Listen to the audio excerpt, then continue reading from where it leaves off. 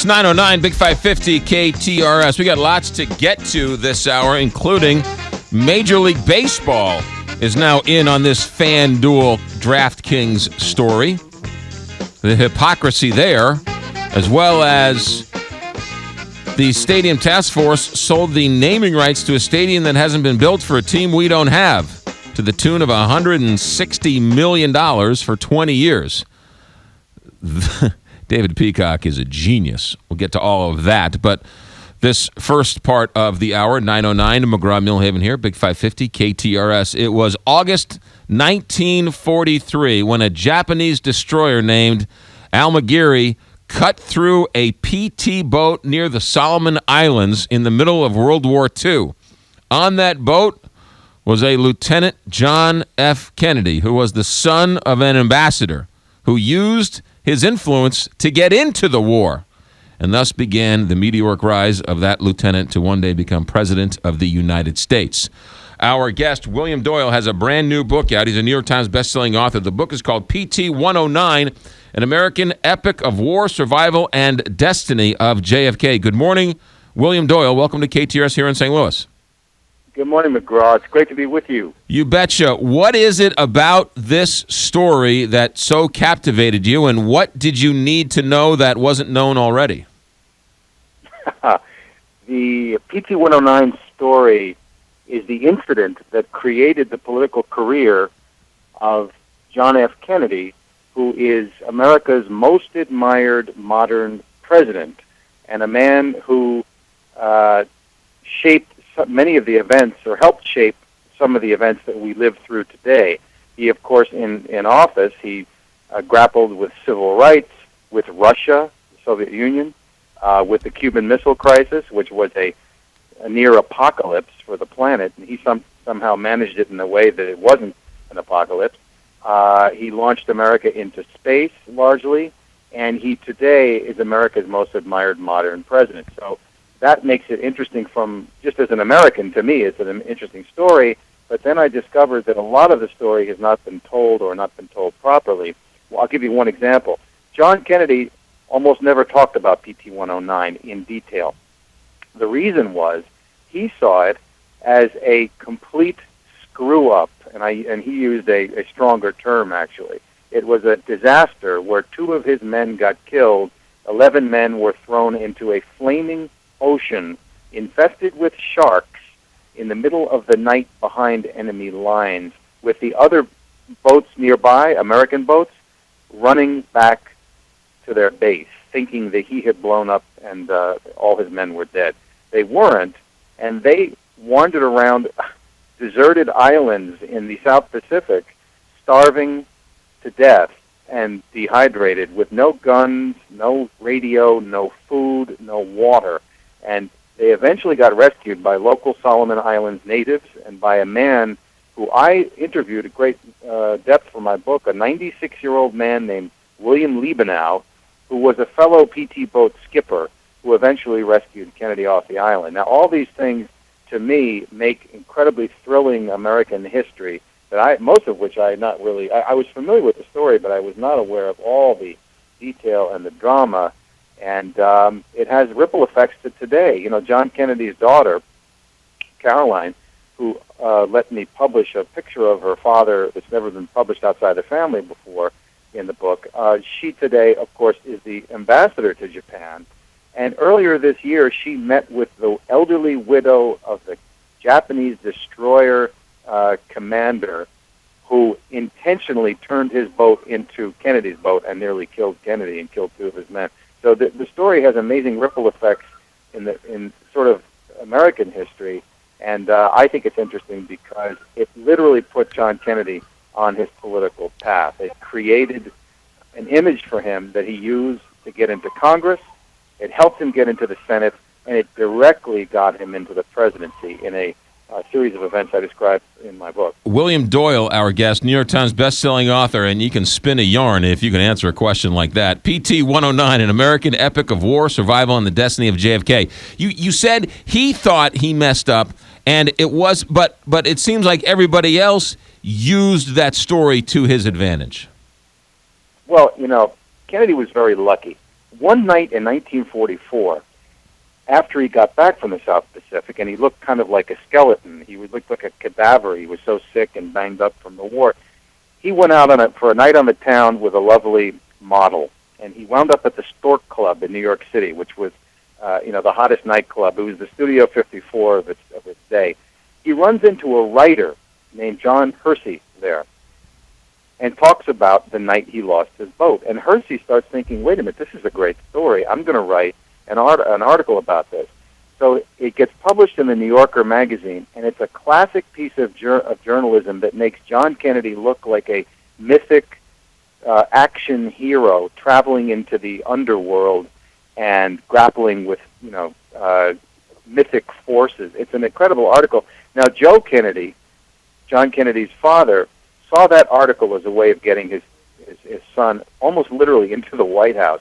So Joe Kennedy got it reprinted in the Reader's Digest, and every time John Kennedy ran for office, Joe Kennedy funded hundreds of thousands of reprints in booklet form of the article that John Hersey wrote, and he stuffed every mailbox in every congressional district with that article. It's all John Kennedy needed as a resume to get into, I argue, into the Oval Office, because he had done little else in his pre-congressional career or in Congress. He was a carefree, playboy, absentee member of Congress in the Senate who did very little, but PT 109 was like the chariot he rode into the Oval Office. And if you think I'm exaggerating, listen to what Kennedy's #1 lifetime aide, David Powers, had said, quote, "Without PT 109, you have no President John F. Kennedy," unquote. So my book explores that theory and the detail and the adventure that went on and the tragedy of this event and its impact on American history, really. William Doyle, our guest, talking about PT 109 with his new book, An American Epic of War, Survival, and the Destiny of JFK. There's no doubt his actions saved the men who survived the initial boat breaking up, correct? Well, let me push back on that. Yeah. Sometimes he's credited with literally saving the life of 11 men. 2 men died. There were 13 others, and then including himself. Now, he personally saved the life of one man, Patrick McMahon, who was terribly burned, who he actually towed to safety to one of those desert islands. Kennedy did, however, inspire and lead the rest of the men. He held them together, and while he didn't directly save their lives, you could argue that he helped very directly by leading them eventually to safety. He was decorated by the American government for being a hero. Literally, that word was used. So I have no argument with that. But Kennedy himself, knew that he had fouled up in some ways, and that happens all the time in war. You make decisions that sometimes don't turn out well. He made a couple of mistakes that directly led to the boat crash itself. Did he scratch the SOS or scratch the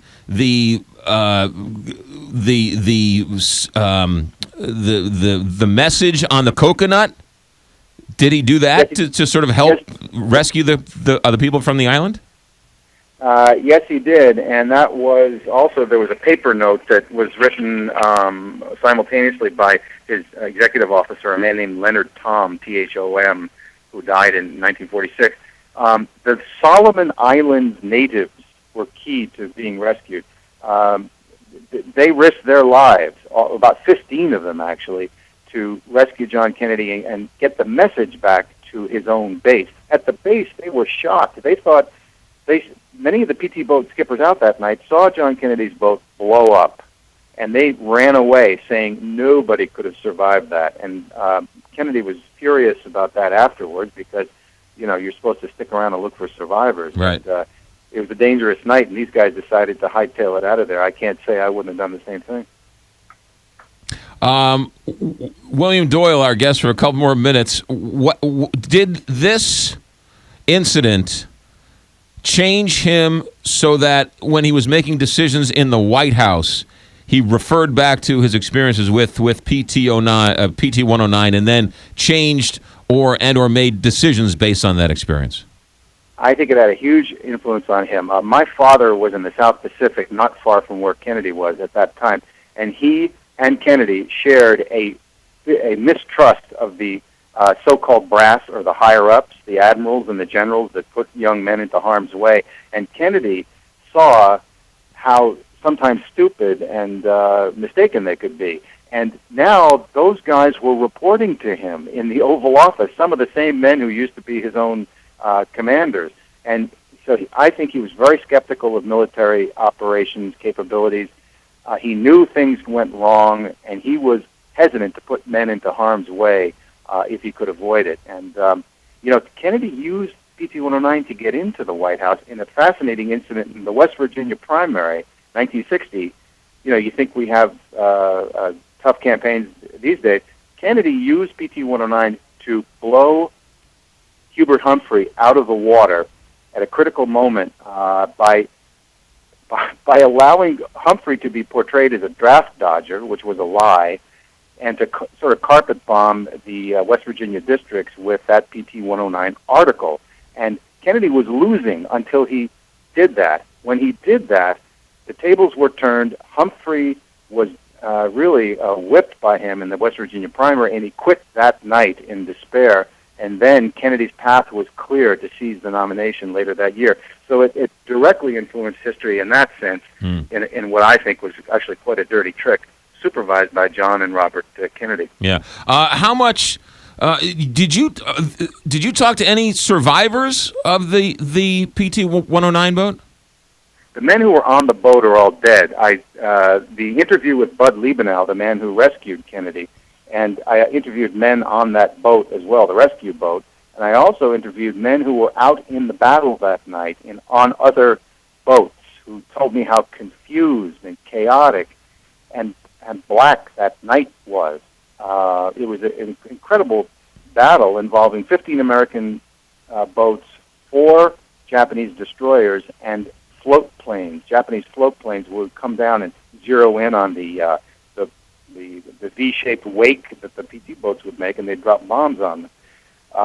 So that's kind of a set-piece battle that I don't think has been told properly before, and that's critical to understanding how Kennedy lost his boat and how he eventually, found a way out of there, thanks to the Solomon Island natives and thanks to Bud Liebenau, the man who gave me a lot of detail for this book. So, in the end, I think it's just American history in action, and it had direct impact on our lives by, creating our most admired modern president. And for that reason, I think it's worth examining in great detail. And I just think it's a wonderful story for Americans to explore. William Doyle, our guest, New York Times bestselling author, a new book sheds some new light on PT-109, an American epic of war, survival, and the destiny of JFK. Last question for you. I found it interesting that in 2015, or in the 21st century, we had a Congressman, Todd Aiken, who had a son over in Afghanistan and Iraq. We had a Senator, Kit Bond, who had a son over there fighting. But after World War II and into Vietnam, many used their family's influence to get out of the war. JFK used his family's influence to get into the war. Right. He got his father to get him into the PT boat service. But then, unknown to John Kennedy, his father told the brass, the admirals, hey, listen, don't send my kid into anywhere dangerous where he might get hurt or killed. Put him somewhere safe. Now, Kennedy found out about this, John did, and he pulled strings of his own to get to the front line of combat. And that, I think, tells you something about the man in a positive sense. He wanted to go to the edge of combat, and that's what happened to him in August 1943. And that's something that so many men of his generation shared, including George Bush Sr., of course, who was involved in some incredible action and combat of his own. Some of these men are still around, of course, and we can still talk to them and thank them. Can't we? Absolutely. And Kennedy lost a brother by that point in the war. His older brother volunteered for a very dangerous mission after Kennedy got his medals and national publicity. And some think that Joe, the older brother, was driven by competitive or even jealous impulses, and lost that his life. was, we know what happened there. Yeah. William Doyle, great stuff. New York Times bestselling author. PT 109 is the book, an American epic of war, survival, and the destiny of JFK. William Doyle, thanks for checking in. Great talking to you. Thank you, sir. You got it. 924 here, Big 550, KTR.